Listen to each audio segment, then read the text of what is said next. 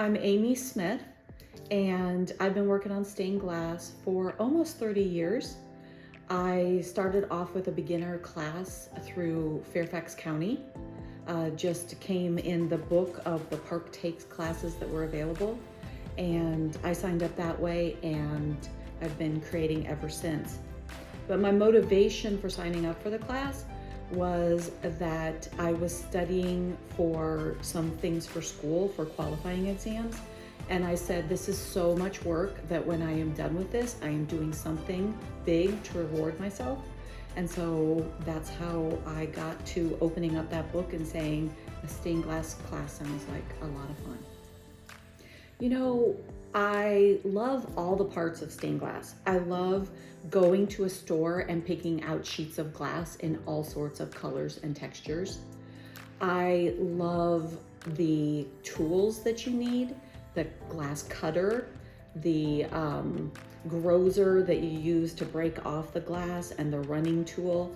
I like copper foiling. I like that you can make different types of stained glass. You can make something small with copper foil. You can make something huge with leaded canes. And so there's so much variety in it. I am not an artist, meaning that I can't draw patterns really from scratch. But then that just means that you have to find ways to work around that, like trace something or use a light box to make a pattern. There's so many free patterns that are available for anybody that wants to get started.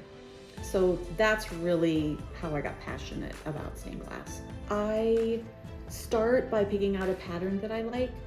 And when you do that, you really have to consider how many pieces are in the pattern. You can't have, little tiny pieces that are like the size of your thumbnail. You have to be aware if you're going to have a whole piece that has little tiny pieces like that. Pieces like the palm of your hand are much easier to work with. So considering how many pieces and how big it's going to be, then you go to the glass store and you pick out the sheets of glass that you like, or if you have glass at home, you use that, or if you have those sheets, or you use scraps. Then you use a glass cutter that will score the glass. There's a variety of cutters, from what Tiffany was using to things that are called pistol grip that are easier on your hand and your elbow. Then you decide if you're going to copper foil it, which is kind of like masking tape that you wrap around the edges of the piece. It's what the solder eventually sticks to. Or you're going to use lead canes, which are oftentimes for bigger pieces. If you think of church windows, those usually have very rigid lead canes in them.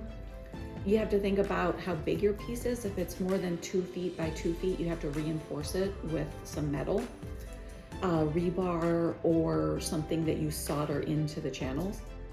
Then you solder it, you apply chemicals to it, and patina, and then you frame it. You hang it. I always tell the people that I work with to hang it immediately, because so many of the repairs that I've done, which requires scoring out the piece that's broken, tapping it out, cutting a new piece, wedging it under the existing copper foil.